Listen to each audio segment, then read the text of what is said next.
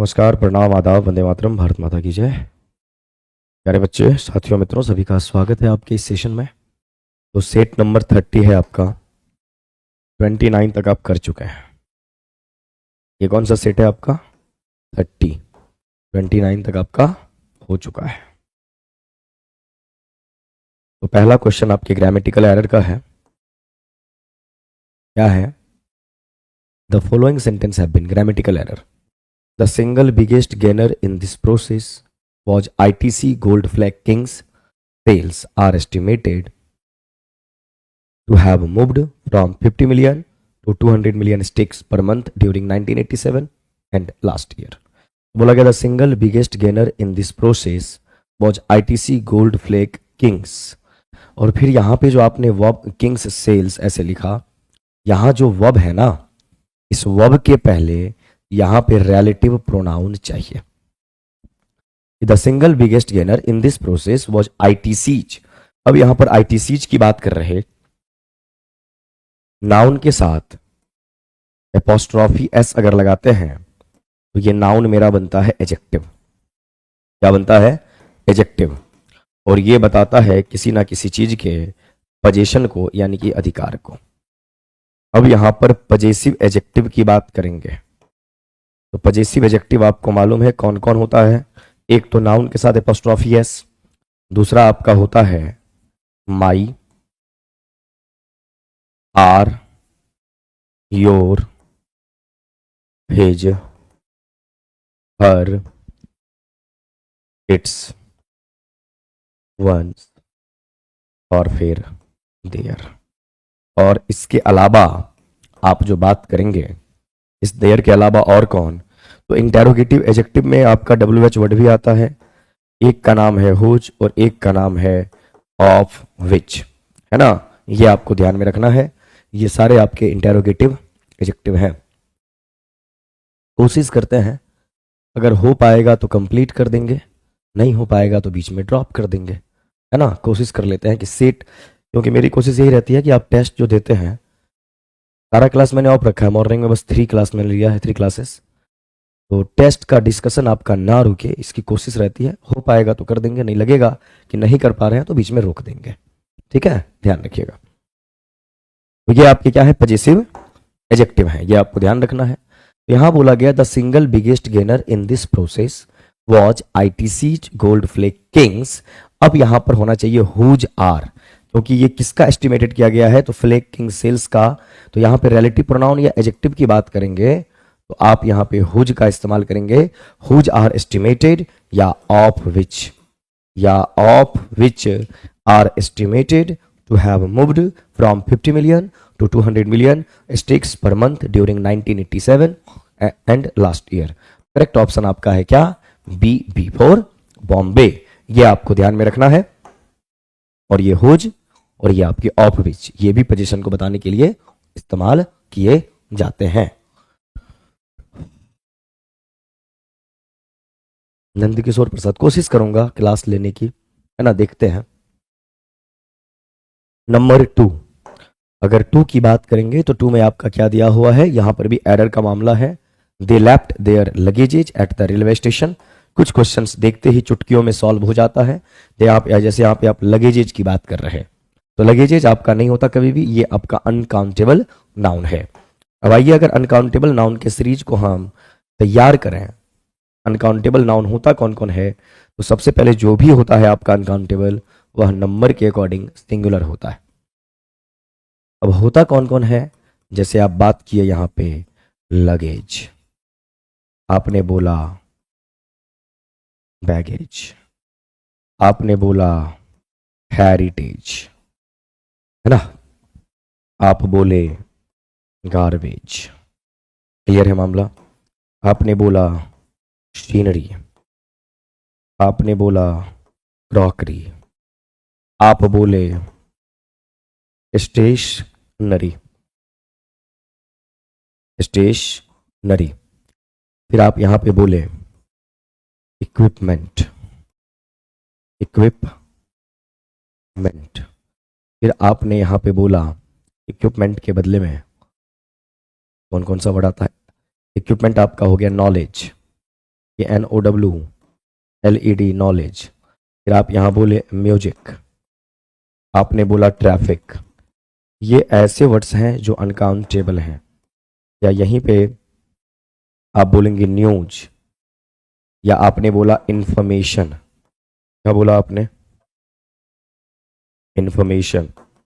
आपने बोला advice, ADVICE। ये सारे आपके अनकाउंटेबल नाउन है। हम मम्मी क्लास में सारे आपके अनकाउंटेबल नाउन है, और अनकाउंटेबल नाउन होता है सिंगुलर, इसका बनता नहीं प्लूरल। तो आप लगेजेज नहीं करेंगे, लगेज ही करेंगे। ये आपको ध्यान में जरूर रखना है। हमने कल क्लास नहीं हुई थी। आइए यहाँ पे पोइट्री, बहुत बढ़िया फैजुद्दीन जी वर्ड बोले हैं पोइट्री। पोइट्री भी आपका अनकाउंटेबल नाउन है। पोइट्री भी आपका क्या है? अनकाउंटेबल नाउन है। लेकिन वहीं पे अगर पोयम बोलेंगे तो पोयम मेरा काउंटेबल नाउन है, मतलब कि इसका सिंगुलर और इसका प्लूरल दोनों होता है। नंबर 3 में आपका आया हुआ है select the most appropriate option to fill in the blank. Delhi is large city. Delhi is large city, तो सिटी यहाँ पर सिंगुलर फॉर्म में है, तो Delhi is a large city. The का कोई सेंस यहाँ बनेगा नहीं। एन तब आता है जब ये वर्ड आपका वॉवेल साउंड देता, तो Delhi is a large city. Dharmesh is not ordinary dancer. Dancer यहाँ पर जो है ये अपने सिंगुलर फॉर्म में है। यहाँ पर एजेक्टिव के तौर पे ऑर्डिनरी है, ये एजेक्टिव इस नाउन को क्वालिफाई कर रहा है, और ऑर्डिनरी का जो साउंड है ये आपका वॉवेल साउंड है, और वॉवेल साउंड होगा सिंगुलर नाउन के लिए, तो आप ए का इस्तेमाल नहीं करेंगे, एन का करेंगे। Dharmesh is not an ordinary dancer, C भी आपका आंसर नहीं होगा। जिनको ऑब्जेक्ट चाहिए ही चाहिए, बहुत ऐसे वर्ब हैं जो विदाउट ऑब्जेक्ट नहीं आते। उसी में आपका एक वर्ड है इंजॉय, एक वर्ड है आपका अवेल, एक है आपका इंट्रोड्यूस, एक है आपका एडजस्ट, एक है आपका रिकनसाइल, एक है आपका EXERT एग्जॉस्ट, है ना। Enjoy, avail, introduce, adjust, reconcile, exhaust, ये सारे के सारे एक वर्ड आपका होता है एडेप्ट, ADAPT एडेप्ट। ये सारे के सारे ऐसे हैं, या तो इनके साथ ऑब्जेक्टिव केस होना चाहिए, और अगर ऑब्जेक्टिव केस नहीं है तो आप इसके साथ रिफ्लेक्सिव प्रोनाउन का इस्तेमाल कीजिए। और रिफ्लेक्सिव प्रोनाउन जो है वह कौन कौन होता है तो आपको अच्छे से मालूम है। जैसे आपने बोला है माई सेल्फ, आप बोलते हैं आर सेल्फ्स, आप बोलते हैं yourself and yourselves, आप बोलते हैं हिमसेल्फ, आपको रखना है ध्यान herself, itself, oneself, और फिर आपका देम सेल्व्स। तो ये आपके रिफ्लेक्सिव प्रोनाउन है। आपको एक बात और बता दूं, ये जो सेल्फ वाला आपका लिखा हुआ है और एक आपका सेल्व्स वाला लिखा हुआ है, दोनों में डिफरेंस क्या है? सेल्फ होता है सिंगुलर सेंस में, सेल्व्स होता है प्लूरल सेंस में। अब आइए यहाँ टूरिस्ट ऑलवेज इंजॉयड। अब इंजॉयड के साथ यहाँ क्या लगा हुआ है? टू वॉच, इन सीइंग और वॉचिंग। तो tourist always watching the setting sun on the Darjeeling hills, है ना। वॉच करते हैं यानी इंजॉय, सनसेट को देखना इंजॉय करते हैं। वॉचिंग यहाँ पे ऑब्जेक्ट के तौर पे है। अब कुछ कुछ ध्यान आपको ये भी रखना है, बहुत ऐसे वर्ब हैं, बहुत ऐसे वर्ब हैं जो ऑब्जेक्ट के प्लेस पे इन्फिनिटिव का इस्तेमाल करते हैं। इसका इस्तेमाल करते हैं इन्फिनिटिव। इन्फिनिटिव हम किसको बोलते हैं? 2+V1। जैसे यहाँ वर्ब की बात करेंगे तो एक वर्ड है डिसाइड। डिसाइड अपने साथ जब भी लेता है इन्फिनिटिव लेता है। जैसे हमने लिखा यहाँ पे I have decided, I have decided to write a letter. तो यहाँ पर मैंने क्या डिसाइड किया? एक पत्र लिखना है, ये डिसाइड किया। तो डिसाइड के साथ क्या आया? टू राइट, ये इन्फिनिटिव है। बहुत ऐसे वर्ब हैं जो ऑब्जेक्ट के प्लेस पे जिरंड का इस्तेमाल करते हैं। और जिरंड आप किसको बोलते हैं? तो V1+ING को, V1 प्लस ING को, और ये V1 प्लस ING जब व्हाट का जवाब देता है तो ये आपका जिरंड कहलाता है। ये एंजॉय उसी में से है। इसको क्या चाहिए? ऑब्जेक्ट के प्लेस पे नाउन, प्रोनाउन या जिरंड, और अगर नाउन, प्रोनाउन, जिरंड नहीं मिले तो सब्जेक्ट के अकॉर्डिंग रिफ्लेक्सिव प्रोनाउन। अगर यहाँ पर मान लो वॉचिंग नहीं होता तो टूरिस्ट के अकॉर्डिंग मैं यहाँ पे हिमसेल्फ का इस्तेमाल करता, बट वॉचिंग है तो ये आपका करेक्ट आंसर माना गया, बी फॉर बॉम्बे। ध्यान आप रखेंगे। और मेरी मजबूरी है कि मैं इतने स्लो मोड में पढ़ा रहा हूँ, आप लोग बने रहेंगे, है ना, मजबूरी है, क्योंकि जोर से बोलूँगा खांसने लग जाऊँगा, ये ध्यान रखना है। हाँ, वी इंजॉयड द पार्टी, बहुत बढ़िया। पता नहीं गला बैठ गया एकदम, थोड़ा पानी पी लो। आप लोग एंजॉय कर रहे हैं ना? एक बार बताइएगा। मज़ा तो नहीं आ रहा होगा, क्योंकि मुझे भी मज़ा नहीं आ रहा इस वे में पढ़ाना।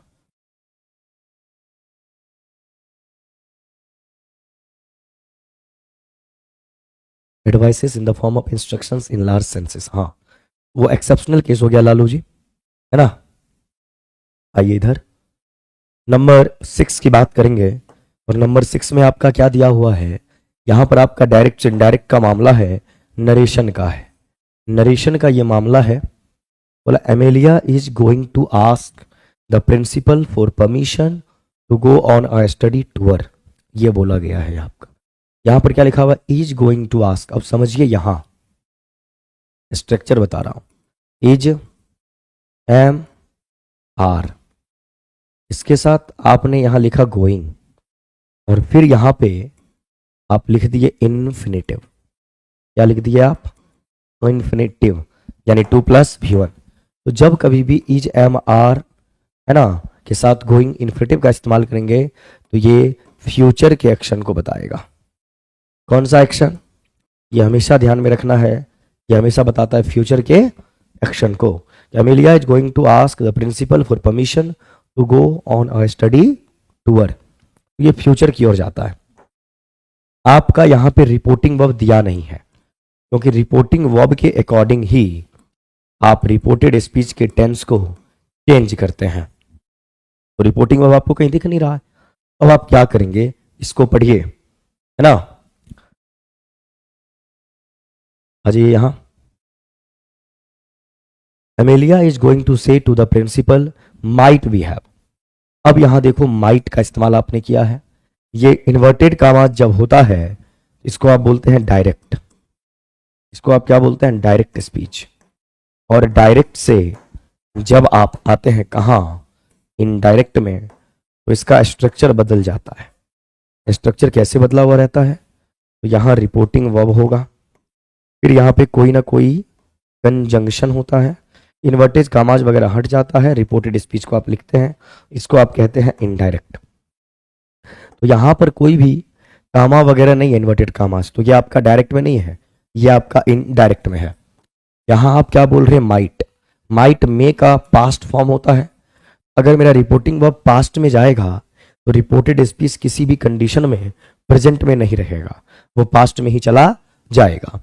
यहां इज गोइंग कर रहे, यहां माइट ला रहे, यानी मैच ही नहीं है। वैसे भी कॉम्बिनेशन ऑफ टेंस के अकॉर्डिंग प्रेजेंट का कॉम्बिनेशन प्रेजेंट से, असंजित मजा नहीं आ रहा है, कभी कभी काम ऐसे ही करना होता है बिना मजा लिए हुए, क्लियर। और पास्ट का कॉम्बिनेशन पास्ट से होता है।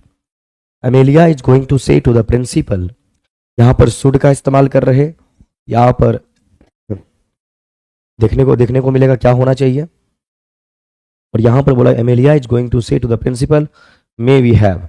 अब मे जो है ये प्रेजेंट का मामला है, और मे बतलाता है पॉसिबिलिटी को, ये भी आपको मालूम होना चाहिए। और पॉसिबिलिटी मतलब आपकी जॉब लग सकती है, ये फ्यूचर का मामला हो जाएगा। और यहां पर आप is, am, are, going to infinitive future के लिए, तो आपको मालूम होना चाहिए प्रेजेंट का कॉम्बिनेशन या तो प्रेजेंट से या फ्यूचर से। करेक्ट ऑप्शन क्या? सी फॉर कैनेडा। ये आप ध्यान में जरूर रखेंगे। नहीं, बी नहीं होगा, सी होगा। आइए यहां नंबर 7 की बात करें। क्वेश्चन नंबर 7 बोला गया है डायरेक्ट से इनडायरेक्ट का मामला। The technician told us how to maintain the machines in good working order. Technician told us की बात कर रहे हैं, ये V2 में गया है, यानी कि पास्ट में है। बोला हाउ टू मेंटेन, कैसे इस मशीन का इस्तेमाल किया जाए इन गुड वर्किंग ऑर्डर। तो ये आपका इनडायरेक्ट में गया है, क्योंकि कोई भी इन्वर्टेड कामाज आपका यहाँ पे नहीं है, आपको अच्छे से मालूम है। ये आपका reporting verb, inverted commas, reported speech, तो ये होता है आपका क्या, डायरेक्ट स्पीच। ये क्या होता है बंधु, डायरेक्ट स्पीच। एग्जाम में किसी भी टाइप के क्वेश्चंस आ सकते हैं। ये आपका हो गया डायरेक्ट स्पीच। जब इसको आप चेंज करेंगे तो रिपोर्टिंग वर्ब, और यहां पे रिपोर्टेड स्पीच, ये आपके इन्वर्टेड कामाज को हटाइए यहां से, सॉरी सॉरी क्या लिख दिया, रिपोर्टिंग वर्ब, और यहां पे आप क्या इस्तेमाल कर रहे हैं, कंजंक्शन कोई सा भी, और फिर आपका ये हो गया क्या, reporting speech, reported speech sorry. तो ये आपका हो जाता है इनडायरेक्ट। क्या हो जाता है, इन डायरेक्ट, ये आपको ध्यान में रखना है। अब यहां पे क्या करेंगे, द टेक्नीशियन टोल्ड अस, बोला है आपने, तो the technician said to us there is, है ना, क्योंकि पास्ट के मामला यहाँ हाउ टू मेंटेन कर दिए, देयर इंट्रोडक्टरी सब्जेक्ट होता है किसी भी सेंटेंस में। जैसे आप बोलेंगे देयर इज अ बॉय, एक लड़का है, तो यहां पे देयर को इंट्रोडक्टरी सब्जेक्ट बोला जाता है। क्या बोला जाता है, इसका स्ट्रक्चर में ज्यादा कोई वजूद नहीं होता, बट ये इंट्रोडक्टरी सब्जेक्ट के तौर पे काम करता है, ये ध्यान रखना है। तो there is how you maintained, यहां पर हाउ टू मेंटेन है, तो हाउ यू मेंटेन्ड आप कर नहीं सकते, क्योंकि टेंस के स्ट्रक्चर को फॉलो करता तब ना आप पास्ट में जाते, या हाउ टू मेंटेन है तो नहीं। कैसे इस्तेमाल करें, तो टू मेंटेन की जब बात कर रहे, इन्फिनिटिव है, तो इन्फिनिटिव बतलाता है फ्यूचर के लिए, है ना, फ्यूचर एक्टिविटी को। आई एम टू को मतलब मैं जाने वाला हूं, और टू प्लस भी वन इन्फिनिटिव होता है। The technician said this is how you maintain the machine in good working order. तो हाउ यू मेंटेन, कैसे आप मेंटेन करते हैं, ये आपका बिल्कुल सही हो सकता है। और सी की बात करें, यहाँ टेंस के स्ट्रक्चर को फॉलो नहीं किया जाएगा, ध्यान रखना है। The technician said to us that is how, ये दैट कहां से आया, तो दिस और फिर यहाँ पे आप क्या कर रहे, यू मेंटेन्ड कर रहे। करेक्ट ऑप्शन क्या हो जाना है, बी फॉर बॉम्बे। तो जब आपको रिपोर्टेड स्पीच वाले पार्ट में टेंस वगैरह का स्ट्रक्चर ना मिले, तो फिर आपको क्या करना होता है, सिंपल वे में जाना होता है, टेंस के स्ट्रक्चर को फॉलो नहीं करना होता। Akanksha Sinha, good evening, good evening. Counselling हुआ आकांक्षा आपका, काउंसलिंग हो गया, बताइएगा। आइए नेक्स्ट, नंबर 8, एक्टिव से पैसिव का मामला है ये। और एक्टिव से पैसिव के मामले में आप क्या करेंगे, तो बोला गया did he accept your proposal. अब यहां पर इंटेरोगेटिव फॉर्म में जा रहे, डिड का इस्तेमाल है, आपको अच्छे से मालूम है, डिड प्लस V1 है, तो ये आपका हो जाएगा पास्ट इंडेफिनिट। और इसके पैसिव में अगर आप आएंगे, तो यहां पे वॉज, वर, और फिर वर्ब को क्या चाहिए, वर्ब का थर्ड फॉर्म चाहिए।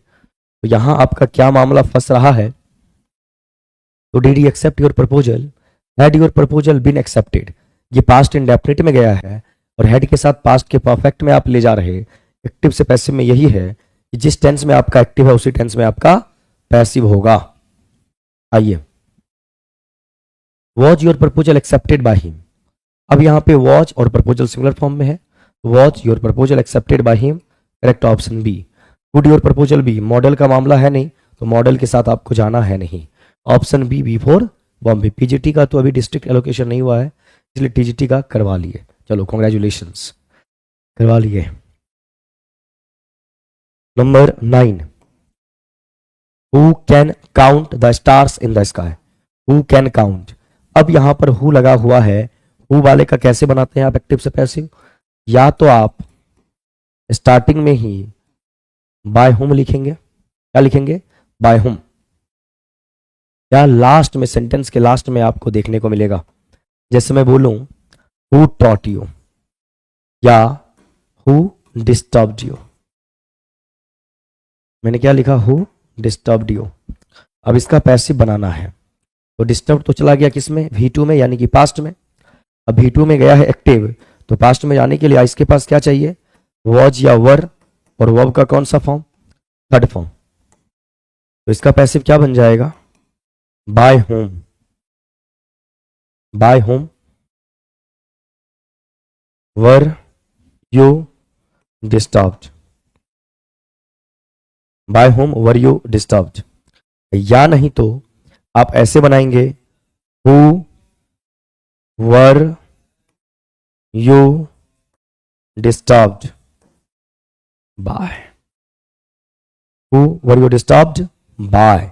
ये आपको ध्यान में जरूर रखना है, दोनों तरीके से आप बना सकते हैं। तो हु कैन काउंट यू, अब यहां पर कैन लगा हुआ है, काउंट लगा हुआ है मॉडल का ना। अब मॉडल का पैसिव क्या होता है, मॉडल के साथ भी1 है। अब इसके पैसिव में जब आप जाएंगे तो आपको यहां पर मॉडल दिखेगा या बी दिखेगा या वर्ब का थर्ड फॉर्म दिखेगा। Who can count the stars in the sky, by whom can the stars in the sky be counted. बिल्कुल, यहां पर can be counted correct option A.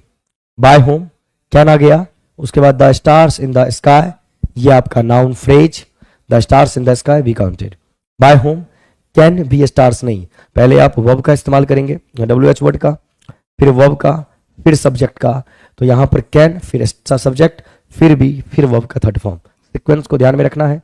By home could, भैया can है तो could कैसे कर दिए, एक्टिव से पैसिव में टेंस चेंज आपका बिल्कुल भी नहीं होता है, ये आपको ध्यान में रखना है। क्लियर है ना, चलिए बहुत बढ़िया। नंबर 10, क्वेश्चन नंबर 10 की बात करेंगे, क्या होगा। यहां पर आप बोले हैं सिनोनिम यानी कि पर्यायवाची, I wrote to him as lately. अब लेटली वर्ड का मीनिंग चाहिए आपको, अब आइए लेटली का मीनिंग आपको हम समझाते हैं। देखिए LATELY लेटली वर्ड लिखा हुआ है। इस लेटली का इस लेट से कोई भी लेना देना नहीं है, पहली बात ये लेट जो है ये आपका एडजेक्टिव और ये आपका एडवर्ब दोनों होता है। Lately all the time adverb ही होता है।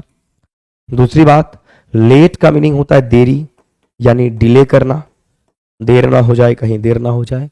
और लेटली वर्ड का मीनिंग होता है हाल ही में, जिसको आप कहते हैं रिसेंटली, जिसको आप क्या कहते हैं रिसेंटली, जिसको आप क्या कहते हैं लेटेस्ट सॉन्ग, लेटेस्ट मूवी, जो क्या है आपका अभी अभी मार्केट में नया नया आया है, उस कॉन्टेक्स्ट में आप बात करते हैं। तो यहां पर लेट और लेटली का कोई भी लेना देना नहीं है। जैसे मैंने बोला ही कम्स लेट, वह देरी से आता है। और फिर मैंने बोला he is late comer, he is late comer, comer का मतलब होता है आने वाला, है ना, ये नाउन हो गया। जो नाउन को क्वालिफाई करेगा उसे एडजेक्टिव कहेंगे, और वह देरी से आता है ये वर्ब को क्वालिफाई कर रहा, तो यहां पर ये एडवर्ब हुआ। तो लेट एडजेक्टिव एडवर्ब दोनों होता है, लेटली आपका एडवर्ब ही होता है। जैसे I have I written a letter lately, written a letter lately, क्या मैंने हाल ही में कोई पत्र लिखा है क्या। तो ये आपका यहाँ पे लेटली किसके लिए, रिटर्न के लिए। हाल ही में क्या, तो पत्र लिखा है क्या, तो ये आपका क्या हो गया एडवर्ब। तो लेटली का मतलब होता है हाल ही में। इमीडिएटली का मतलब होता है तुरंत, इसके लिए एक फ्रेज इस्तेमाल किया जाता है एट वंस। और एक बात होता है इंस्टेंटेनियसली, इंस्टेंटेनियसली यानी तुरंत होना, शीघ्र होना, एट वंस बोलते हैं। अर्ली का मतलब क्या होता है, अर्ली का मतलब होता है पहले। अब अर्ली और फॉर्मर को समझिए, भले ही सिनोनिमस वर्ड के तौर पे इस्तेमाल कर ले, बट दोनों में डिफरेंस है।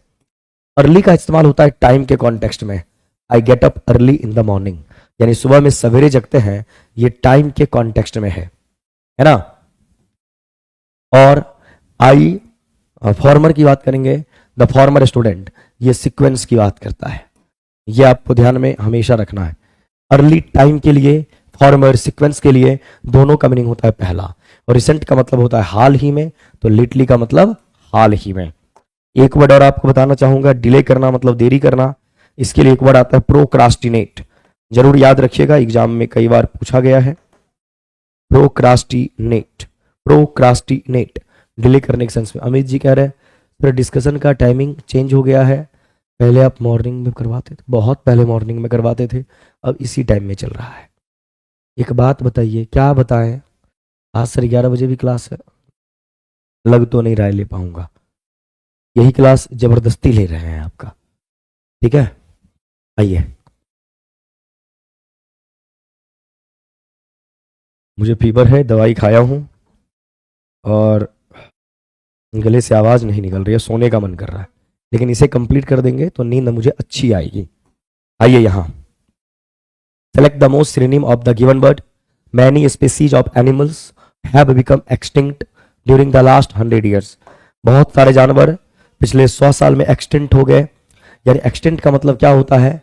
विलुप्त हो जाना। तो एक्सटिंक्ट के लिए वर्ड इस्तेमाल किया जाता है not in existence. Not in existence यानी जो अस्तित्व में नहीं है। नॉट इन एग्जिस्टेंस है ना, उसी को क्या बोलते हैं आप? एक्सटेंट बोलते हैं। एक्सटेंट बोला जाता है EXTANT, यानी जो जिसका अब अस्तित्व नहीं रहा, जो अब आउटडेटेड हो गया है। जो अब क्या हो गया है? आउटडेटेड। इसी के लिए वर्ड इस्तेमाल होगा ऑब्सोलेट। क्या इस्तेमाल होगा? ऑब्सोलेट। और इसी के लिए वर्ड इस्तेमाल करेंगे एनाक्रोनिस्टिक। और एनाक्रोनिस्टिक का मतलब होता है आउटडेटेड। इन वर्ड्स को जरूर याद रखिए, ये एग्जाम में पूछे जाते हैं। एग्रेसिव, आई भी लगा हुआ है तो वर्ड आपका एडजेक्टिव होगा। अब एग्रेसिव वर्ड का मीनिंग क्या होता है?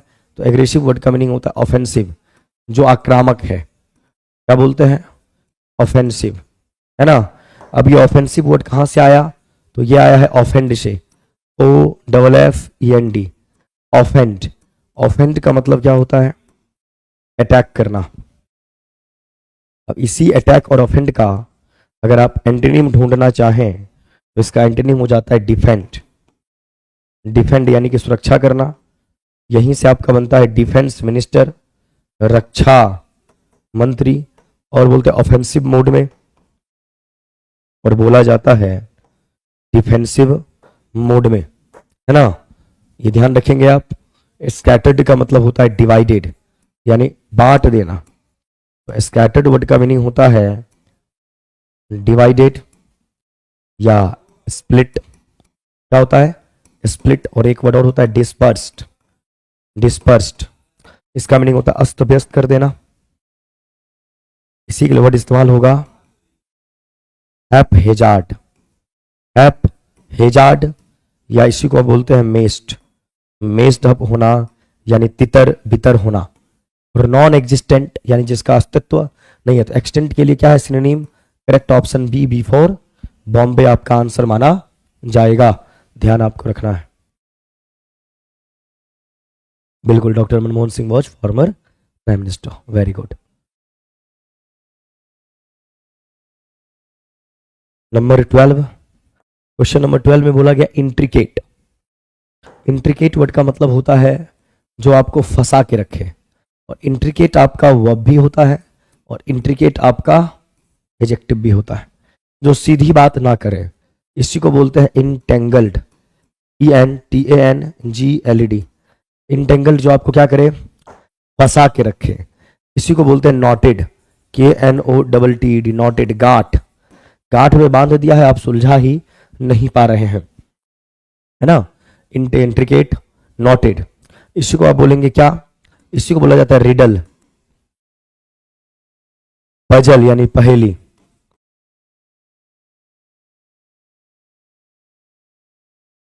परप्लेक्स, ये आप ध्यान में जरूर रखिएगा। यहां पर वर्ड आया है फुल्लिश, और फुल्लिश का मतलब क्या होता है? मूर्ख, बेवकूफ। तो फुल्लिश के लिए वर्ड आता है सीली। सीली या इसी के लिए वर्ड आया है अनवाइज। अनवाइज। इसी के लिए वर्ड आया है आपका इम्प्रूडेंट। इम्प्रूडेंट। इसी के लिए वर्ड आया है अनसोफिस्टिकेटेड। अब आइए तीनों वर्ड के बारे में बात कर लें। यहां पर अन लगा हुआ, यहां पर इम, यहां पर अन। देखिए आप यहां पे प्रीफिक्स की बात कर रहे हैं, और प्रीफिक्स की बात कर रहे हैं तो आप यहां क्या करेंगे? यहां पर अन का इस्तेमाल कर रहे हैं, यहां पे आप इम लगाए हैं, और यहां पर आपने अन लगाया है। सॉरी, अन लगाया, हाँ अन लगाया है। तो ये तीनों प्रीफिक्स जो है ये नेगेटिव मीनिंग देते हैं। लेकिन इसके साथ जो आपने वर्ड इस्तेमाल किया है वाइज, इसका मीनिंग होता है समझदार। वाइज का मीनिंग होता है प्रूडेंट, और प्रूडेंट वर्ड का मीनिंग होता है इंटेलिजेंट। और यहां पर आपने लिखा है सोफिस्टिकेटेड, सोफिस्टिकेटेड, तो सोफिस्टिकेटेड वर्ड का मीनिंग होता है पोलाइट होना या फिर विनम्र होना। तो इस तीनों वर्ड का मीनिंग हो जाता है इंटेलिजेंट, लेकिन आप उसके पहले नेगेटिव प्रीफिक्स ऐड करके वर्ड को क्या कर दिए, नेगेटिव कर दिए। ये आपको ध्यान रखना है। अनवाइज जो समझदार नहीं है, इम्प्रूडेंट जो इंटेलिजेंट नहीं है, अनसोफिस्टिकेटेड जो पढ़ा लिखा गवार है ना, समझदार नहीं है। सिंपल का मतलब होता है साधारण, इसके लिए एक वर्ड इस्तेमाल करते हैं आप ऑर्डिनरी, ऑर्डिनरी। और एक इडियम होता है rank and file, rank and file, ये आपका इडियम है। और स्ट्रेट फॉरवर्ड, स्ट्रेट फॉरवर्ड का मतलब होता है एकदम सीधी बात करने वाला इंसान। अब सीधी बात करने वाला इंसान कैसा होगा, मुंह पे बोलेगा, घुमा फिरा के नहीं बोलेगा। तो ये होगा आपका आउट स्पोकन, ये होगा आपका फ्रैंक, ये होगा आपका ऑनेस्ट। ये उलझा के नहीं रखेगा आपको। तो इंट्रिकेट का एंटोनिम आपसे पूछा गया तो C4 कैनेडा आपका आंसर है। ये आप ध्यान में जरूर रखेंगे, है ना। इंट्रिकेट का मतलब होता है उलझा के रखना, और स्ट्रेट फॉरवर्ड होता है बोलने के लिए, ये ध्यान रखेंगे। भी नहीं होगा इंग्लिश विद M रहमान जी। 13 में आइए इम्पाउंड। इम्पाउंड का मतलब होता है, इम्पाउंड आपका सबसे पहले वर्ब है, और इम्पाउंड के लिए हिंदी में एक वर्ड आता है जब्त कर लेना। इसी के लिए वर्ड इस्तेमाल होता है सीज, सीज कर लेना। कॉन्फिस्केट जब्त कर लेना, सीज हो गया, कॉन्फिस्केट हो गया, और एक वर्ड और आता है इसका बहुत बढ़िया है, इम्पाउंड, सीज, कॉन्फिस्केट। मुझे याद आएगा तो मैं लिख दूंगा। एक वर्ड होता है ग्रैब करना, एक वर्ड होता है आपका ग्रैस्प करके रखना, है ना, अपने साथ रखना। एक वर्ड होता है एप्रीहेंड, APPREHEND, एप्रीहेंड के बारे में आप बात कर रहे हैं। यहां पर आपका ऑप्शन आया जेनरेट, तो जेनरेट के लिए वर्ड इस्तेमाल होगा प्रोड्यूस, प्रोड्यूस करना, है ना। इसी के लिए एक वर्ड आता है YIELD, इल्ड। इल्ड वर्ड के दो मीनिंग होते हैं। इल्ड का दो मीनिंग, एक मीनिंग तो होता है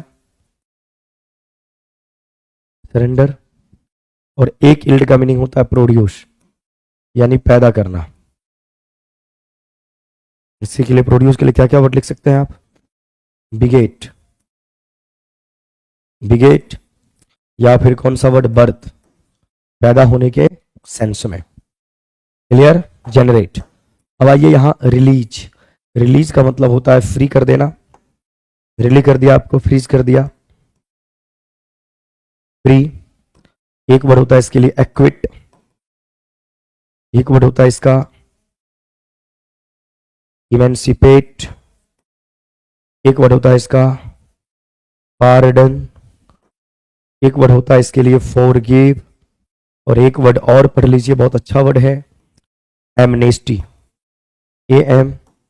AMNESTY, एमनेस्टी, माफी नामा। स्टैंडेन वर्ड आया कहां से, तो एक वर्ड होता है आपका स्ट्रॉन्ग, इसी स्ट्रॉन्ग वर्ड से आपका वर्ड बना स्ट्रेंथ, और फिर लास्ट में लग गया इसके लास्ट में क्या, EN, और EN एक ऐसा प्रीफिक्स या सफिक्स है, किसी भी वर्ड के साथ लगता है उस वर्ड को बना देता है वर्ब। तो स्टैंडेन आपका है वर्ब, यानी किसी भी चीज को मजबूत करना। अब इसके लिए अगर आप वर्ड पढ़ना चाहेंगे तो क्या वर्ड पढ़ा जा सकता है, तो स्टैंडेन वर्ड का मीनिंग हो जाएगा, कहाँ लिखे हैं, यहां लिखते हैं, देख लीजिएगा, री इनफोर्स करना, री इनफोर्स करना। री का मतलब क्या होता है, री का मतलब होता है अगेन, यानी कि फिर से। इनका मीनिंग होता है इनसाइट, फोर्स का मतलब होता है पावर, यानी कि मजबूत करना। इसी के लिए एक वर्ड और लिखा जा सकता है सॉलिडिफाई, मजबूतीकरण, मजबूतीकरण। तो ये आप ध्यान में रखेंगे। इम्पाउंड होता है यानी जब्त करना, और उसका एंटोनिम क्या हो जाएगा, सी रिलीज करना, है ना। तो याद रखेंगे सीज होता है, कॉन्फिस्केट होता है, ये आपको ध्यान में रखना है। नेक्स्ट आइए बंधु, गेट रिड ऑफ का मतलब होता है छुटकारा पाना, ठीक है। 14 में आ जाइए, वन वर्ड बोला, the cessation of warfare before a treaty is signed. Treaty का मतलब होता है एग्रीमेंट यानी समझौता।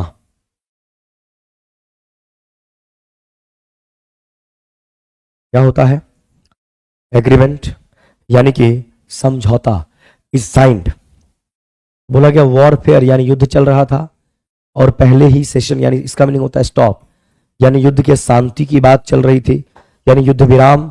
और युद्ध विराम के लिए एक वर्ड आता है सीज फायर, है ना, CEASEFIRE। सीज वर्ड का मीनिंग यहां जो होता है वो होता है स्टॉप, और फायर का मीनिंग होता है वॉर, यानी वॉर को रोकने का मामला। और एक वर्ड और होता है इसके लिए ट्रूस, TRUC, ट्रूस, शांति। अब यहां पे the session of warfare before affidavit. Affidavit तो होता है return statement that is officially true. Return statement,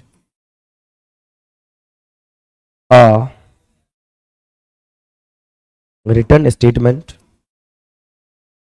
that is officially true and accepted by the authority। इसको एफिडेविट कहते हैं।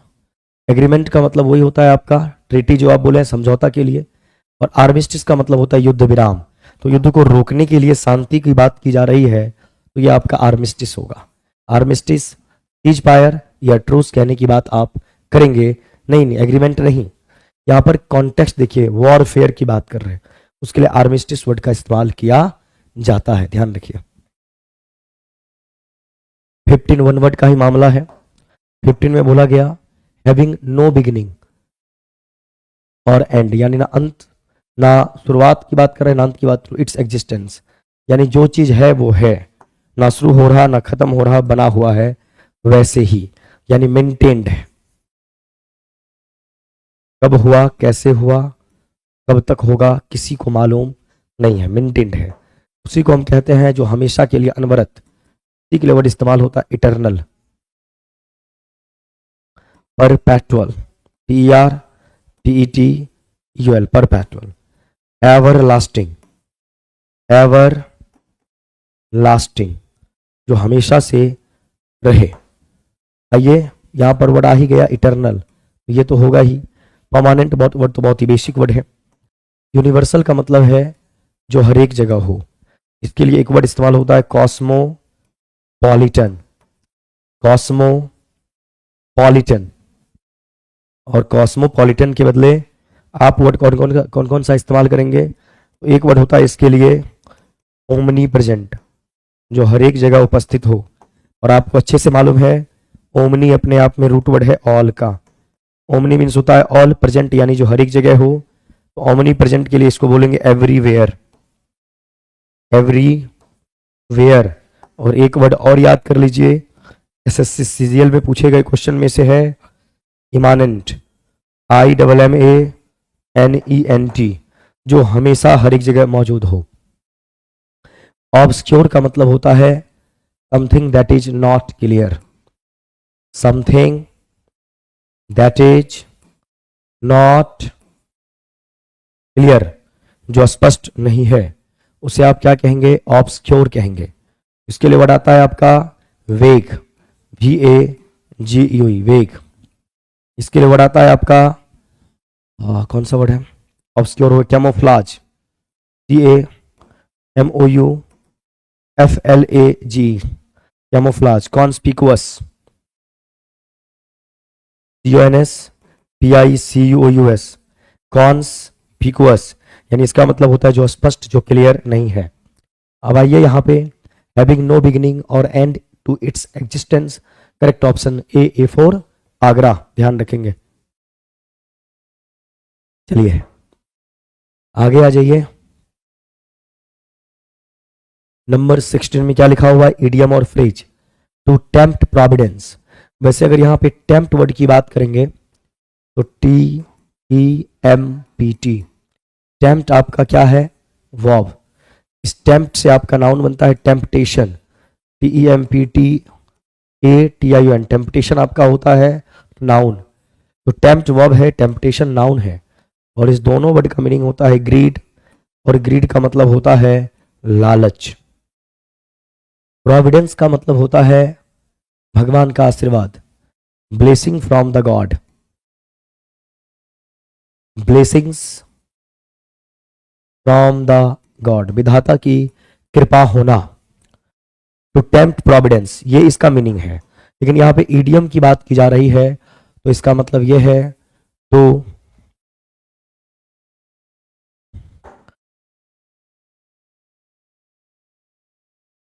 टेक द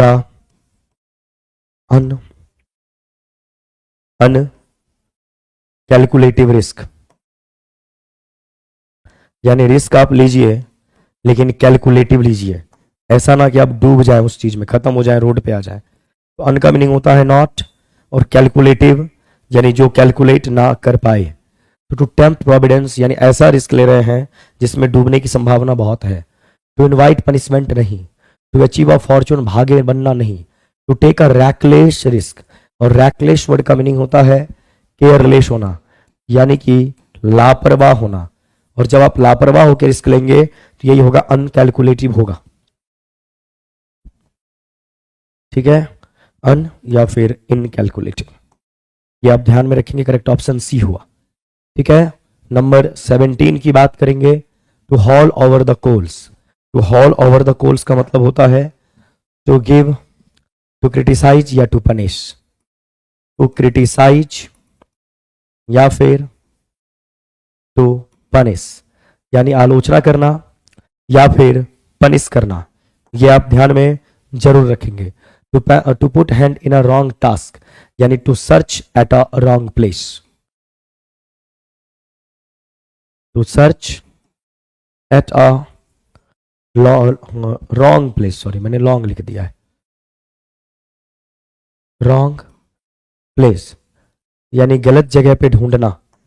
फिर उसके बाद है to throw into the fire, आग में कूद जाना, यानी to be in trouble, to be in trouble यानी समस्या में होना। और यहां पर है टू पुट टू टास्क, तो इसका मतलब है टू चेस्टाइस, CHASTISE, टू सेंस्योर। और चेस्टाइस और सेंस्योर का मतलब ही है, सेंस्योर का मतलब होता है क्रिटिसाइज और चेस्टाइज का मतलब होता है punishment.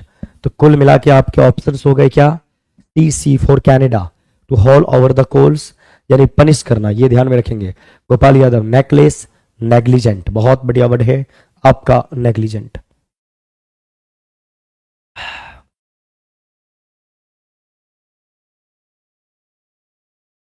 Number 18, select the correctly spelled word. तो करेक्टली स्पेल्ड वर्ड की बात करेंगे, काउंटिनेंस। काउंटिनेंस का मतलब क्या होता है, COUNTENANCE, ये होती है स्पेलिंग काउंटिनेंस। और कॉन्टिनेंस का मतलब होता है फेशियल एक्सप्रेशन, आपके चेहरे की जो रूपरेखा है, जो भाव है, फेशियल एक्सप्रेशन, वो कॉन्टिनेंस है। तो COUNTENANC ऑप्शन सी ही होगा।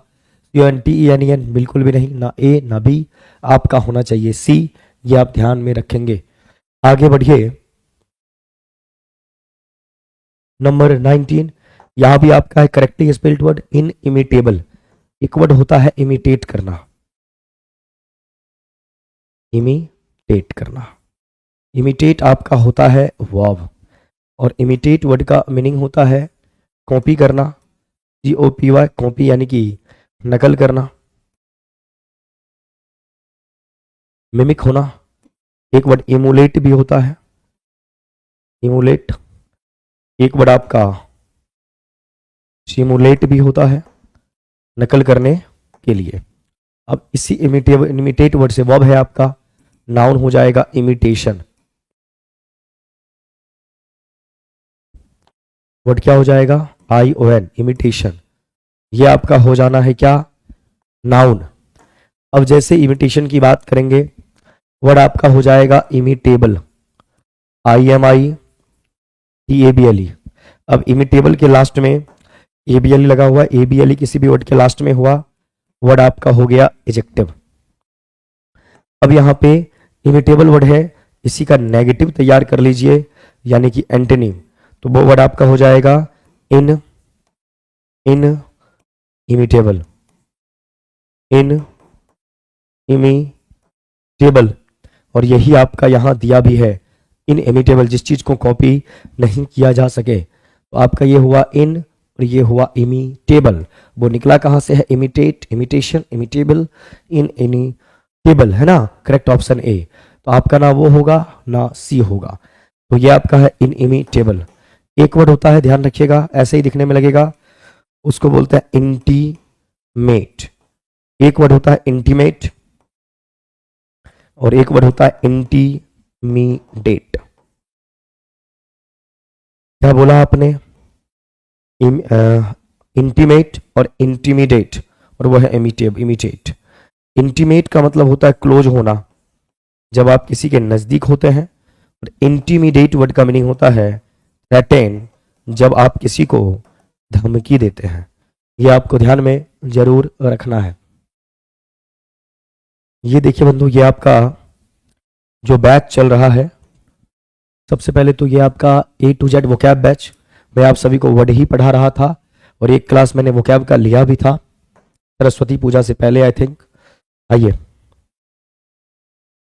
A to Z vocab batch है। किन्हीं भी बच्चों को वोकैब में प्रॉब्लम हो, वर्ड में प्रॉब्लम हो, तो ये बैच आपका 399 में, कहाँ पर, तो अपना ऐप है प्लेटफॉर्म बाय नवीन कुमार सिंह, वहां से आपको मिल जाएगा। प्लेटफॉर्म बाय नवीन कुमार सिंह, ये अपना ऐप है, क्लियर है ना। वहां पे ये बैच मिल जाएगा। 27 दिसंबर से आपका ये बैच स्टार्ट हुआ है और 4 से 5 में चलता है। 2-3 दिन से इस बैच में क्लास नहीं हो रही है, मेरी हेल्थ सही नहीं है इसीलिए। ये आपका है धाकर बैच, इंग्लिश लिटरेचर के रिगार्डिंग। अगर किसी को लिटरेचर में प्रॉब्लम है तो आप इस बैच में, इंग्लिश लिटरेचर के बैच में आ सकते हैं, धाकर बैच में, जिसकी फी है 499। ये भी ऑनलाइन मोड में प्लेटफॉर्म बाय नवीन कुमार सिंह ऐप पे मिलेगा। यह है बीपीएससी शिक्षक भर्ती 4.0 के लिए इंग्लिश का बैच, जहां पे ग्रामर, वोकैब, हर एक चीज पढ़ाया जाएगा। 6 to 8, 9, 10, 11, 12 सभी के लिए। ये भी ऑनलाइन मोड में है, प्लेटफॉर्म बाय नवीन कुमार सिंह। और ये टेस्ट जो आप अभी डिस्कशन देख रहे हैं ना, ये टेस्ट पर डे आप देते हैं 6 to 8, 9, 10, 11 और 12 के लिए 99 रुपीज में आपको इसी ऐप पे ये टेस्ट मिल जाता है। 26 आपको मिलते हैं 99 रुपीज में, आप देते हैं टेस्ट और फिर यहाँ के इस यूट्यूब पे इसका डिस्कशन आप देखते हैं, ध्यान रखेंगे। आइए बंधु, ही डाइड डैश फीवर। अब यहाँ पे died to, died of, died on लगा हुआ है ना। इंटीमेट वर्ब है, इंटीमेशी नाउन है ना, ध्यान रखेंगे। चलिए,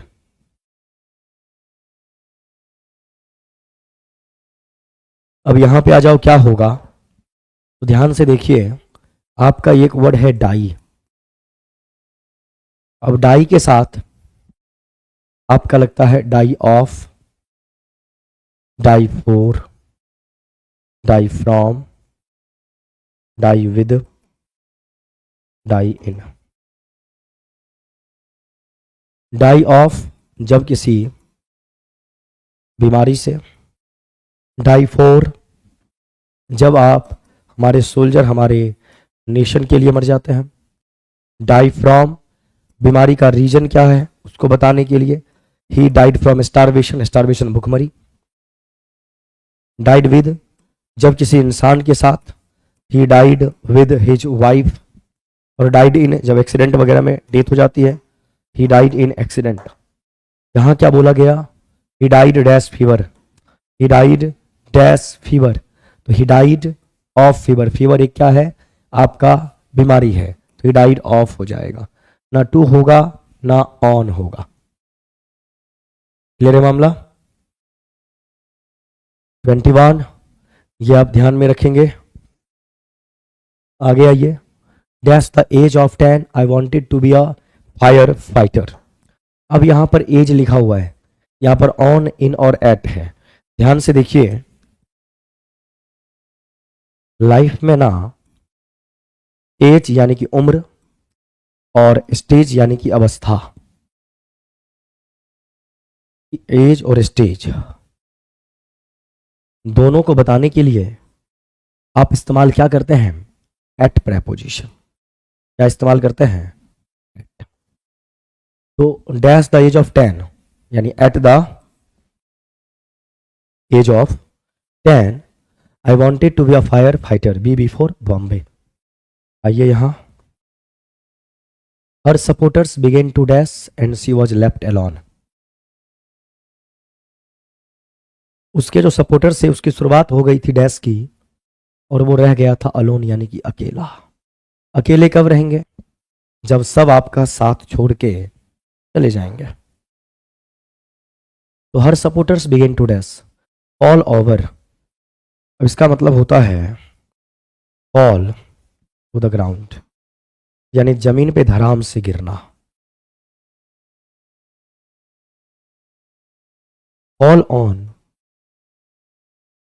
फॉल ऑन का मतलब होता है फाइट करना, या कई बार फाइट के लिए फॉल आउट का भी इस्तेमाल होता है।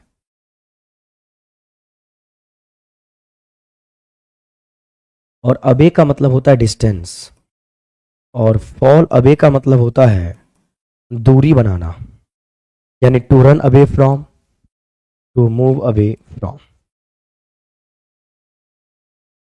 To run away from, to move away from. तो वो अकेला हुआ है यानी उसके सपोर्टर उससे दूर गए हैं। तो correct answer, her supporters began to fall away and she was left alone. Poetic device, what figure of speech the field sits breathless. The field sits breathless. Field यानी कि खेत, खेत बैठने का काम तो करेगा नहीं, बैठने का काम कोई इंसान करेगा। तो जब आप किसी नॉन ह्यूमन को ह्यूमन बनाते हैं, यानी किसी नॉन लिविंग को इंसान की तरह प्रस्तुत करेंगे, तो उस फिगर ऑफ स्पीच को आप कहते हैं पर्सोनिफिकेशन। तो सिमिली में तो कंपैरिजन होता है। सिमिली में क्या होता है? कंपैरिजन। और जब सिमिली में कंपैरिजन की बात करते हैं, दो वर्ड होते हैं, एज या लाइक। मेटाफर में भी कंपैरिजन ही होता है,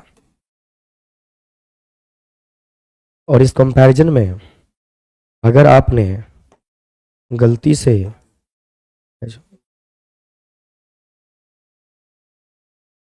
बहुत बहुत धन्यवाद सर।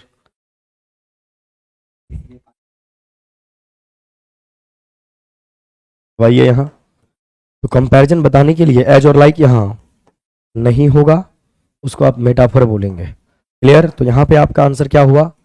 पर्सोनिफिकेशन। क्या हुआ आपका आंसर? पर्सोनिफिकेशन। ये आपको ध्यान रखना है। 24 में आइए, यहाँ पे एक और फिगर ऑफ स्पीच आपका क्या है?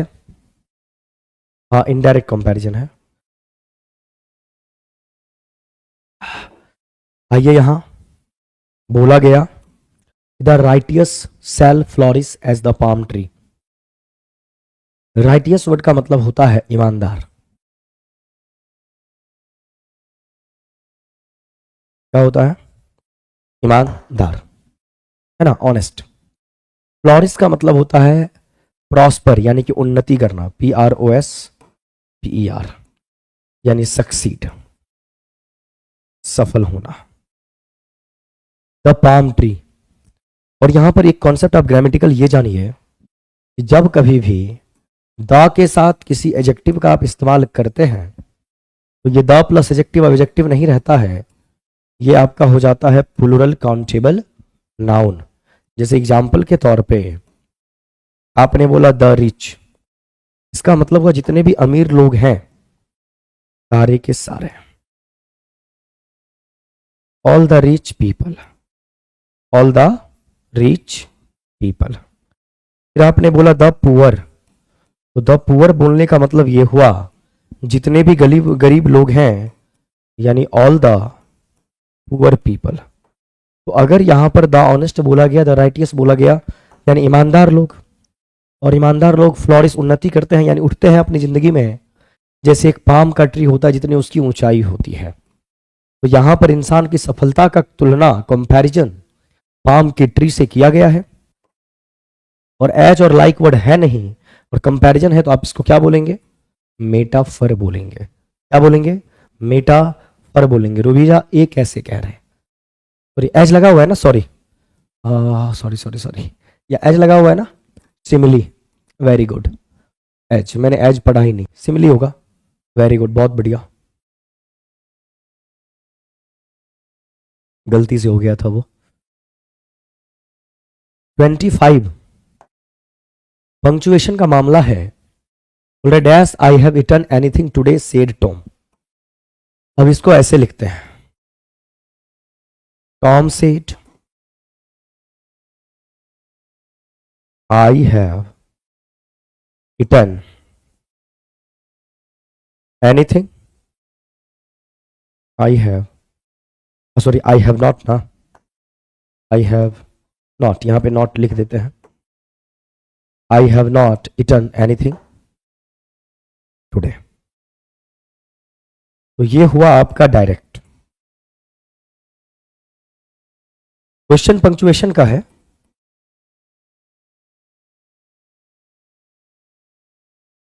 अब इसको चेंज कैसे करेंगे? तो टॉम सेड दैट, अब आई फर्स्ट पर्सन टॉम के अकॉर्डिंग चेंज होगा, तो ही हैड इटन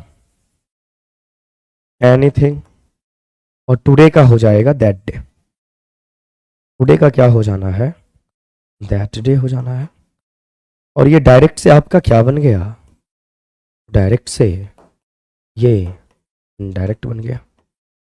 तो जब भी आप डायरेक्ट स्पीच लिखते हैं तो आपको मालूम है ये हमारा है रिपोर्टिंग वर्ब, ये हमारा है रिपोर्टेड स्पीच। रिपोर्टिंग डायरेक्ट में रिपोर्टेड स्पीच के बाद रिपोर्टिंग वर्ब के बाद जो रिपोर्टेड स्पीच आता है उसको इन्वर्टेड कामाज से, और जब डायरेक्ट से इनडायरेक्ट में आते हैं तो रिपोर्टेड कामा इन्वर्टेड कामाज दोनों को हटा के यहां पुट करते हैं कंजंक्शन। वो तो यहां पे है नहीं, इसीलिए आपका होना चाहिए इन्वर्टेड कामाज। किधर गया? Quotation marks, B for Bombay, ध्यान आप रखेंगे। 26 much dash been said in the news report. आपने बचपन से पढ़ा है, जैसे कुछ कुछ वर्ड है, एक वर्ड है मैनी, एक वर्ड है मच, एक वर्ड है फ्यू, और एक है आपका लिटल। जैसे मैनी का इस्तेमाल जब भी होगा प्लूरल काउंटेबल नाउन के लिए होगा, मच का इस्तेमाल जब भी होगा अनकाउंटेबल के लिए होगा, फ्यू का इस्तेमाल जब भी होगा प्लूरल काउंटेबल के लिए, लिटल का इस्तेमाल जब भी होगा अनकाउंटेबल के लिए। तो यहां पर लिखा है मच, तो मच के साथ अनकाउंटेबल नाउन, अनकाउंटेबल नाउन होता कैसा है? नंबर के अकॉर्डिंग सिंगुलर। तो वर्ब कैसा लगेगा? सिंगुलर। वर और ये हैव, ये आपके कैसे हैं? प्लूरल। सिंगुलर क्या है आपका? Has. Much has been said in the news report. आपको मालूम है कि वर्ब का फर्स्ट फॉर्म नंबर के अकॉर्डिंग प्लूरल, और वर्ब का फिफ्थ फॉर्म बोलने का मतलब V1 के साथ S E S I S, और ये आपका होता है नंबर के अकॉर्डिंग सिंगुलर। तो much has been said in the news report. 27 the information provided to you, जो इंफॉर्मेशन आपको प्रोवाइड किया गया, रॉन्ग। तो यहां पर इंफॉर्मेशन क्या है ना? इंफॉर्मेशन होता है आपका अनकाउंटेबल नाउन, इंफॉर्मेशन, एडवाइस और आपका न्यूज। जो इंफॉर्मेशन आपको प्रोवाइड किया गया वो क्या है? रॉन्ग है। तो यहाँ पे वर्ब इंफॉर्मेशन के अकॉर्डिंग यानी कि सिंगुलर वर्ब होना चाहिए, क्योंकि इंफॉर्मेशन आपका अनकाउंटेबल नाउन है। The information were, the information are, the information was, क्या होगा? The information was wrong, option B for Bombay. 28 question tag का मामला है। The winter has not been cold. अब यहां पर द विंटर हैज नॉट यानी हैजेंट का मामला है, यानी यहां पे आप हैज नॉट, तो स्टेटमेंट आपका नेगेटिव है, टैग आपका पॉजिटिव होगा। तो जहां पर क्वेश्चन टैग में क्या होता है ना, टैग वाले पार्ट में स्टेटमेंट के टेंस के अकॉर्डिंग आपको जाना है, ना कि आप टेंस चेंज कर देंगे। तो डू या डज ये तो होता है, ये तो प्रेजेंट इंडेफिनिट में होता है, या हैज नॉट प्रेजेंट परफेक्ट में गया है तो हैज होना चाहिए, और विंटर यानी नॉन लिविंग उसके लिए इट होना चाहिए, हैज इट का मामला है। 29 बोला गया your friend is going to party tonight, you ask your friend is going to, अभी हम आपको पढ़ाए थे is am are going to plus V1 जो भी है, गोइंग टू अ पार्टी या इज एम आर गोइंग की बात कर रहे तो वह प्रेजेंट के कॉन्टिन्यूअस में है, यानी प्रेजेंट में है, और प्रेजेंट का कॉम्बिनेशन या तो प्रेजेंट से होगा या फिर फ्यूचर से होगा। तो your friend is going to a party tonight, you ask what did you wear. अब डिड की बात करेंगे तो डिड आपका जाएगा V2 में, और V2 का अगर मामला है तो ये आपका है पास्ट, होना नहीं चाहिए। व्हाट विल यू ईयर, आप पार्टी में क्या पहनने वाले हैं, क्योंकि आप टुनाइट आज रात जा रहे हैं। और what are you going to, यहां पर आर गोइंग टू वियर। हम आपको पढ़ाए थे कि जब कभी भी आप भी इसी सेट में पढ़ाया है, is am are plus going plus infinitive plus infinitive, और इन्फिनेटिव की बात करेंगे तो इन्फिनेटिव में 2 प्लस V1 लिखना होगा, 2 प्लस V1 लिखना होगा। तो इज एम आर इसका मतलब हो जाता है फ्यूचर के लिए, यानी आप यहां पर इस्तेमाल करते हैं विल, और फिर यहां पे इस्तेमाल करते हैं सेल, और फिर आपका आता है V1। जैसे मैं बोलूं I am going to take my medicine, I am going to take my medicine, यहां पे बोलेंगे I will take my medicine, I will या फिर आई सेल। तो is am are going to infinitive ये हो जाता है shall will V1। Your friend is going to a party tonight, you ask what will you wear, आज आपका दोस्त जा रहा था, आप पूछेंगे भाई क्या पहनोगे या क्या पहन के जा रहे, तो बी भी होना चाहिए, सी भी होना चाहिए, आंसर आपका डी भी होना चाहिए, है ना, ये ध्यान आप रखेंगे। यहां से आपका कंडीशनल सेंटेंस है, बोला if you complete the test perfectly you dash a special gift from your parents.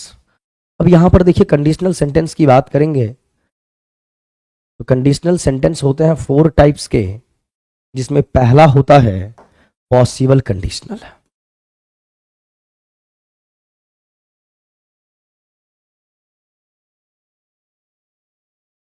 कौन सा कंडीशनल, पॉसिबल कंडीशनल।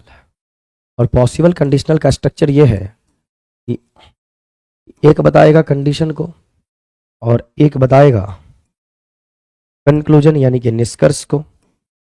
तो कंडीशन बताने के लिए अगर आप यहां पे V1 या V5 यानी प्रेजेंट का मामला ला रहे हैं तो यहां रिजल्ट बताने के लिए विल, शैल, कैन और मे और प्लस V1 का इस्तेमाल आप करेंगे।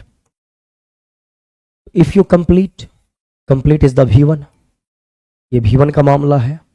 The test perfectly you dash a special gift from your parents, you get, you got, you will get, you will get, ये V1 है। ये गॉट आपका हो गया V2, और V2 का मतलब होता है का। करेक्ट ऑप्शन क्या हो गया, C फॉर कनाडा। ध्यान आप रखेंगे। रियो Rajput, Radhe Radhe, Radhe Radhe ji. Literature based questions, literature के क्वेश्चंस आज आपको 5 ही मिले, कल आपको 15 मिलेंगे। The silent woman is written by, सबसे पहले यहां पे द साइलेंट वुमन के बारे में जानिए। द साइलेंट वुमन क्या है, वुमन क्या है। ये एक कॉमेडी है, ये एक कॉमेडी है इसका दूसरा नाम है एपिशीन। तो साइलेंट वुमन लिखा है या एपिशीन लिखा है, बात एक ही है। इसको 1609 में जैकोबियन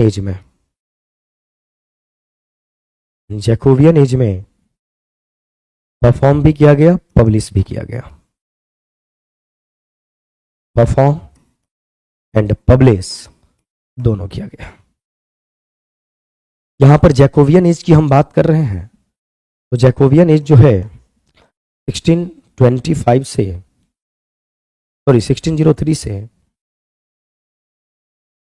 1625 तक जाता है। क्लियर है मामला। और ये जैकोबियन एज हो गया आपका। इसके जो राइटर हैं, इस कॉमेडी के जो राइटर हैं, उनका नाम है बेन जॉनसन। बेन जॉनसन का एक और नाम है बेंजामिन जॉनसन, जो कि पैदा हुए 1572 में और डेथ होती है 1637 में। आपको मालूम होना चाहिए, बेन जॉनसन की बात करेंगे ये किस किस एज के राइटर हैं। तो एक टर्म आता है रेनेसां, कई बार बता चुका हूं मैं आपको। रेनेसां की बात करेंगे तो रेनेसां 14th सेंचुरी यानी मिडिल इंग्लिश पीरियड के बाद 14th सेंचुरी से 17th सेंचुरी तक कवर करता है। और 17th सेंचुरी में कहां तक? तो 17th सेंचुरी में 1660 तक। तो सबसे पहले इसमें एक पीरियड आता है एलिजाबेथन एज। एलिजाबेथन के बाद आपका आता है जैकोबियन के बाद आपका आता है कैरोलिन, और उसके बाद आपका आता है commonwealth. Elizabethan age 1558 to 1603, Caroline 1603 to 1625, commonwealth 1625 to 16। एक मिनट, हाँ ये क्या बोल, अच्छा गलती बता दिया, फ्लो में लिख देता हूँ, गलती हो गया। एलिजाबेथन 1558 1603, जैकोबियन 1603 to 1625, कैरोलिन आपका 1625 to 1649, और कॉमनवेल्थ 1649 to 1660। और यहाँ पे आके रेनेसां हो जाता है कंप्लीट, और इसके बाद स्टार्ट होता है न्यू क्लासिकल पीरियड। अब आइए यहाँ, तो बेन जॉनसन किस एज के राइटर हुए? 1572 में पैदा लिए हैं, तो एलिजाबेथन एज 1558 और 1603 के बीच, तो एलिजाबेथन एज के भी राइटर हैं। जैकोबियन 1603 1625, इनकी डेट 37 में यानी 25 के बाद, तो जैकोबियन एज की भी राइटर है। कैरोलिन 1625 से 1649, 37, 25 और 49 के बीच में, तो ये कैरोलिन एज की भी राइटर हैं। इसलिए बेन जॉनसन को आप बोलेंगे एलिजाबेथन एज के राइटर, जैकोबियन एज के राइटर और कैरोलिन एज के राइटर, और यही इन वक्त साइलेंट वुमन के राइटर हैं बेन जॉनसन।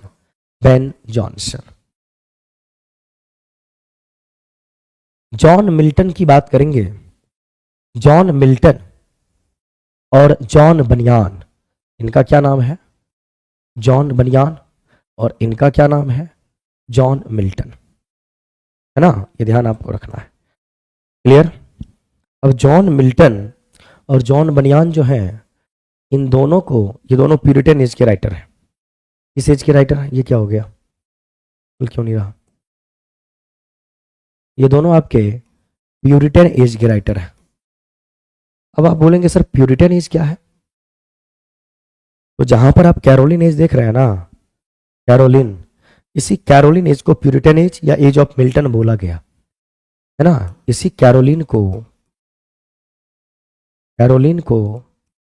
प्यूरिटन एज या एज ऑफ मिल्टन बोला गया, है ना। जॉन बनियान का एक वर्क है द पिलग्रिम्स प्रोग्रेस, है ना, ढेर सारे लिख सकता हूँ यहाँ पे, लेकिन आज मैं थोड़ा स्पीड में काम करना चाह रहा हूँ, थकने लगा हूँ, तबीयत खराब है, तो थोड़ा मैं नेक्स्ट क्लास में कभी मिलेंगे तो फिर डिस्कस कर देंगे। जॉन मिल्टन के बारे में बात करेंगे तो पैराडाइज लॉस्ट, पैराडाइज रिगेन्ड, एरियोपैगिटिका, लाइसिडस, ढेर सारे वर्क्स हैं इनके, है ना, ध्यान रखेंगे आप। Father of comedy, comedy of humorous, Elizabethan, Everyman is humour is master work. Very good, Ben Jonson के बारे में आप बोल रहे हैं। आप फैजुद्दीन साहब, बहुत बढ़िया। The restoration comedy. अब रिस्टोरेशन एज की बात किए हैं तो रिस्टोरेशन क्या होता है, तो देखिए, ओल्ड के बाद मिडल, मिडल के बाद आपने क्या देखा, रेनेशा, किधर गया, रेनेशा, जो 1660 तक है। उसके बाद एक एज स्टार्ट होता है, एक टर्म न्यो क्लासिकल। न्यो क्लासिकल जो आपका कवर करता है 1660, यानी यहां पे रेनेशा एंड किया 1660 से 1798, और इसी के बाद आपका स्टार्ट होता है रोमांटिक एज। न्यो क्लासिकल को आप 3 पार्ट्स में अगर डिवाइड करेंगे तो एक का नाम है रीएस्टोरेशन, एक का नाम है ऑगस्टन एज,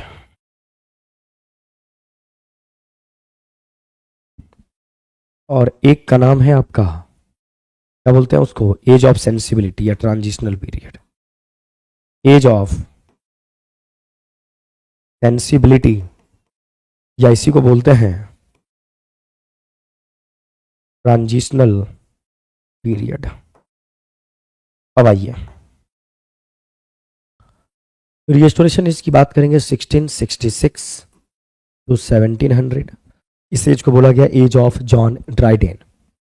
ऑगस्टन पीरियड की बात करेंगे 1700 टू 1740, इसको बोला गया एज ऑफ अलेक्जेंडर पोप।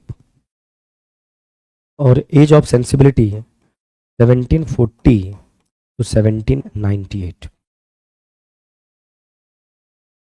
इसको बोला गया the age of Samuel Johnson. मैं नहीं लिख पा रहा हूं, लिखने का मन पूरा है लेकिन नेक्स्ट क्लास में।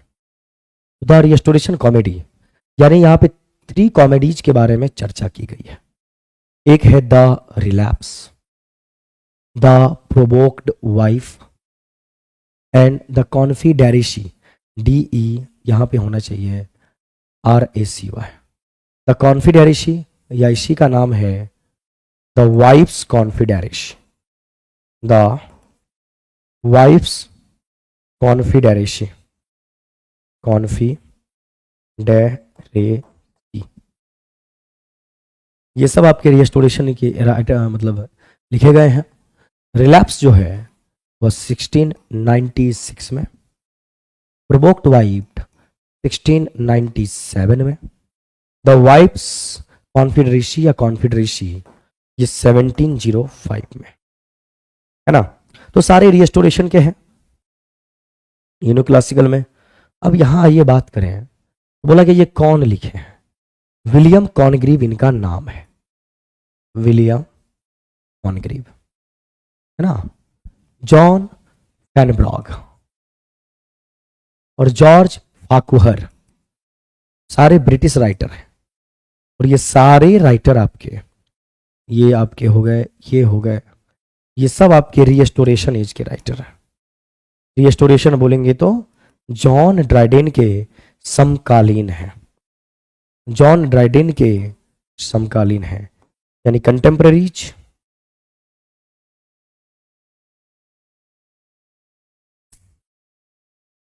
वन मिनट,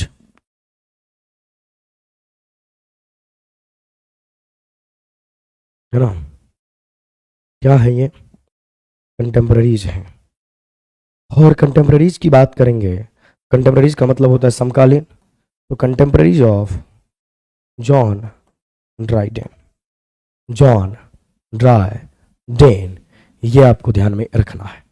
अब यहां पे इसके राइटर कौन है, the Relapse, Provoked Wife, Confederacy, John Vanbrugh, John Vanbrugh, ये आपको ध्यान में रखना है। There are dash books in Paradise Regained, ये सब तो कोई भी बता देगा।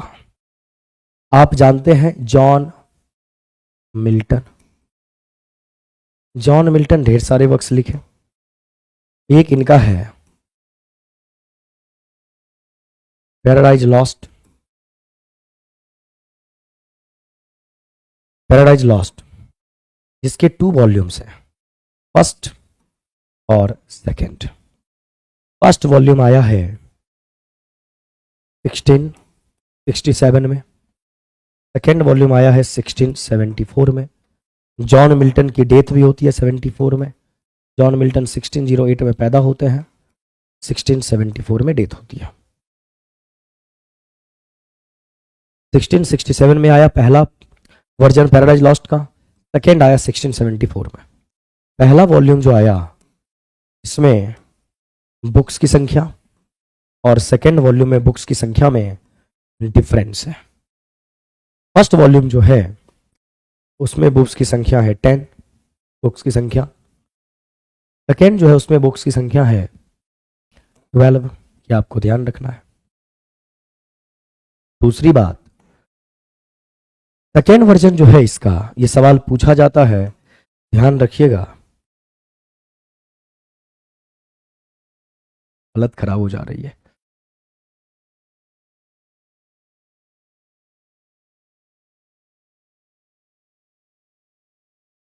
समझ आ रहा है जी? आइए, सेकेंड बुक जो है इसका सोर्स है एनिड। एनिड, और एनिड एक पोयम है जिसके राइटर हैं वर्जिल, VIRGIL या VERGIL,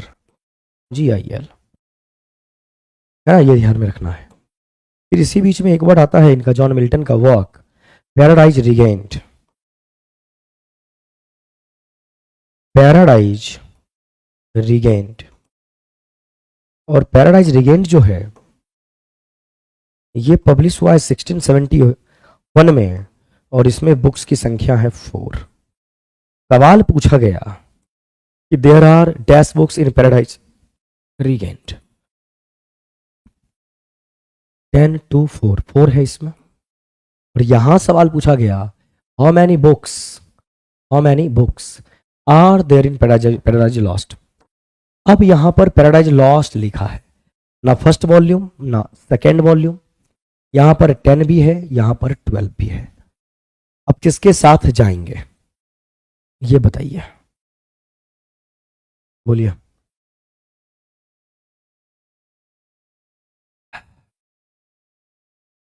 बोलो किसके साथ जाओगे?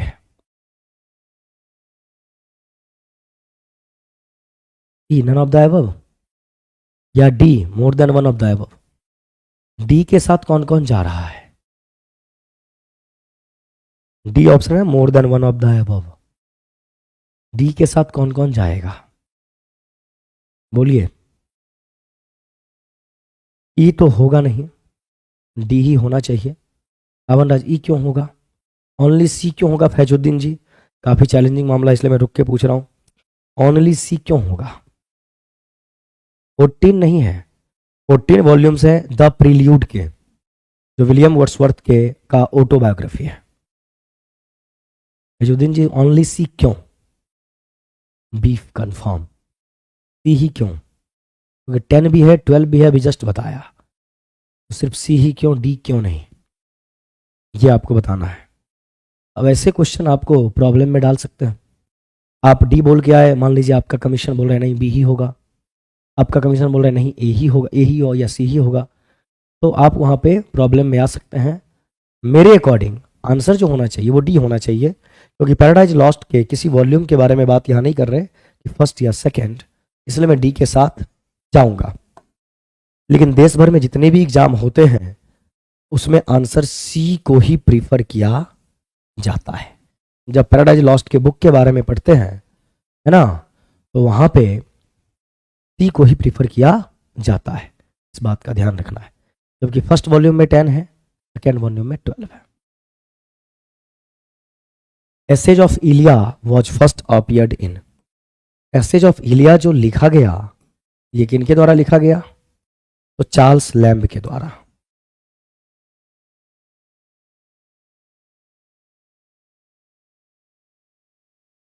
चार्ल्स लैम्ब के द्वारा।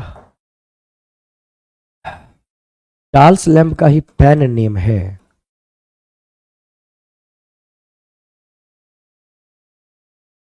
क्या? इलिया।